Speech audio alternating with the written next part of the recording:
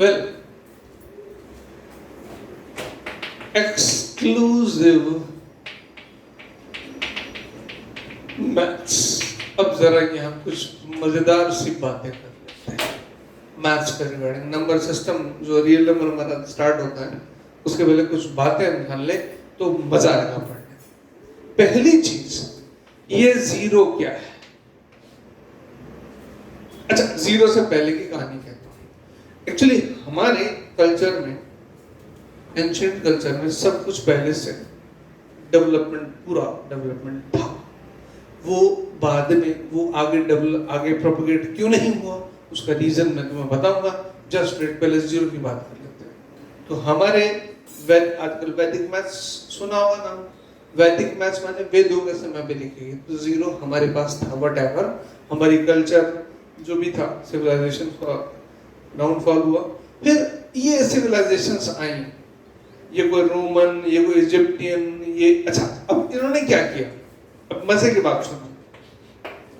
ये 1, ये 2 ऐसे चलते जाते हैं, ये 8, ये 9 और ये 10, फिर 11 ऐसे, 12 so on, ये 20, फिर ये 30, फिर ये 40, फिर 50L ऐसे। अब तुम ध्यान से देखो रोमन में क्या चल रहा है। 1 से फिर हर एक वर्ड का सिंबल ये लगे। 10 के लिए अलग, 20 के लिए अलग, 30 के लिए अलग, 40 के लिए अलग। ऐसे ही इजिप्टियंस ने स्टार्टिंग में गिनती करने के लिए 30 सिंबल्स बना लिए, जिसमें एक सिंबल का मतलब था एक अमाउंट, दूसरे का मतलब 2 अमाउंट। 30 सिंबल्स बना लिए, उनको मेमोराइज करो। Same way here. तो सिंपल सी बात ये है कि ध्यान से देखो, अगर जीरो हटा दो, अब तुम हम अपनी जो कैलकुलेशन है मैथमेटिक्स, तो जीरो हटा देते हैं, फिर तुम्हें समझ आएगा जीरो का मतलब क्या है, जीरो की इंपॉर्टेंस क्या है। तो हमें क्या करना पड़ेगा? जीरो अगर नहीं है तो हमने 1 से 9 तक तो सब कुछ लिख लिया। अब 9 के आगे 1 चले तो 10 होता है, काउंट में तो समझ में आएगा। तो 10 के लिए लिख दिया, ये लो चलो सिंबल x। फिर अगली बार चलेंगे, फिर 20 आएगा, 20 में चलो हमने लिख दिया डबल x। या कोई सिंबल ले लो, किसी ने बोल दिया अल्फा, फिर बोल दिया अल्फा अल्फा, फिर ऐसे चलते जाएंगे 30, फिर 40 तक आ गए। अब जैसे तुम बढ़ते जाओगे नंबर लार्जर होते जाएंगे, ये तो इम्पॉसिबल हो जाएगा लिखना। जस्ट इमेजिन कि उस टाइम पर जो सिविलाइजेशन थी उन लोगों के पास डेफिनेटली इतनी बुद्धि नहीं थी। Later on when these people, mainly Britishers, discovered our Vedas और वहां से जीरो मिला तो उन्होंने ऐड कर लिया। नाम खुद का क्या है? हमारे इंडिया के देंगे। पहली चीज जीरो। दूसरी बात, ये इन्फिनिटी क्या है?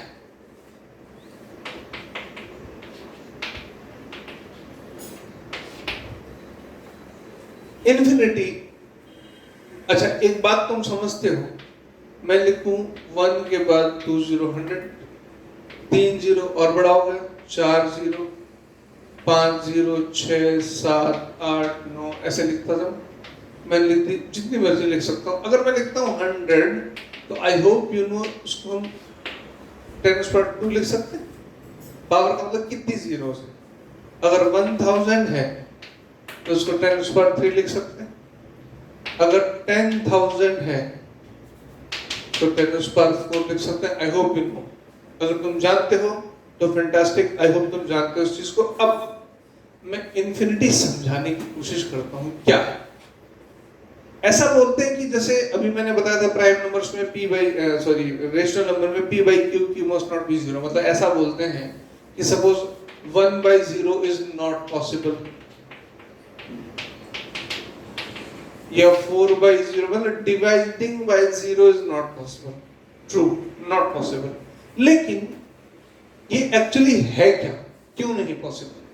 और अगर हम इन्फिनिटी डिफाइन करना चाहें तो इसकी हेल्प चाहिए। देख, मैं मान लेता हूं कि 1/0, अच्छा ये तो एक्सेप्टेबल स्टेटमेंट है नहीं, लेकिन मैं एक काम करता हूं, मैं तुम सबसे किसी से पूछूं कि भाई 0 के नजदीक कोई नंबर बताओ, तो कोई बोलेगा सर ये है 0.0001, ठीक है। किसी और से पूछो, उसने कहा नहीं सर 2-3 जीरो और लगाओ, ठीक है। 3 4 5 6 लगा दी। किसने कहा नहीं सर बहुत सारी लगाओ, 1 2 ऐसे करते करते यहाँ मैंने 50 जीरो लगा दी और ये देखते हैं 50 जीरोस लगा दी, ठीक है।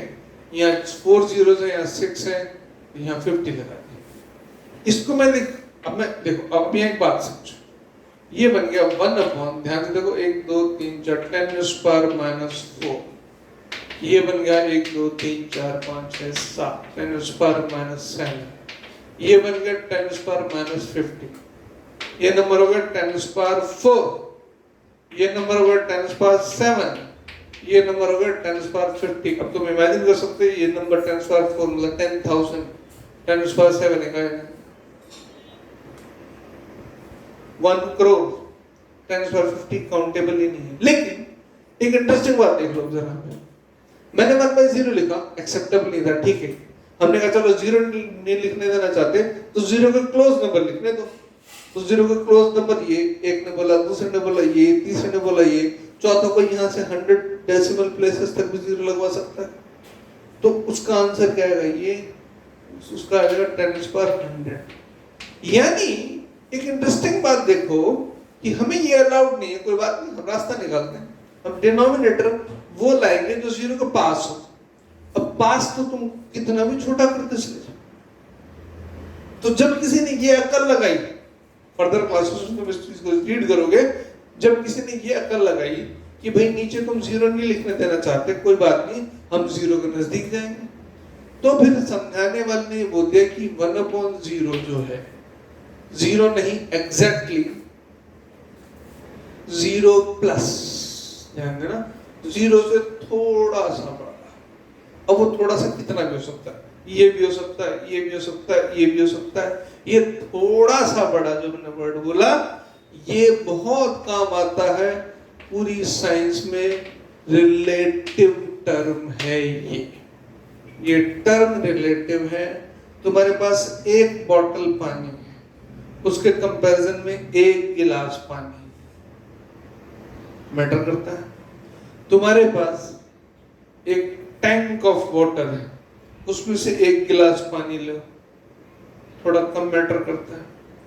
नदी में से 1 गिलास पानी लो, कुछ खास नहीं, क्या लिया, कुछ भी नहीं। सागर में से, ओशियन में से 1 गिलास पानी ले लो। अब समझते जा रहे मीनिंग? ये 10⁻⁴ है, ये 7 है, ये 50 है, ये 10⁻100 है, मतलब सागर के मुकाबले कुछ नहीं। ये रिलेटिव टर्म्स होती है। साइंस और मैथ्स की जो स्टडी है वो रिलेटिव है।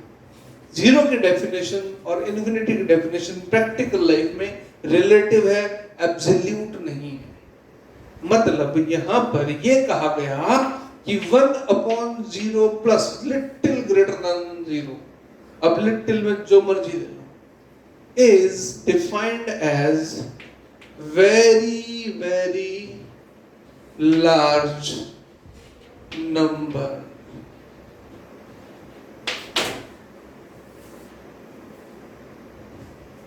Right? अभी इतना, ठीक है? Now students, please subscribe my channel and share, not for the reason कि मुझे subscription चाहिए, for this reason कि I could get the information from you. Give comments also कि हाँ मुझे लगे तुम लोग कुछ जानना चाहते हो तो मैं ऐसी और बहुत सारी चीजें लेकर के आऊं, but that totally depends upon you.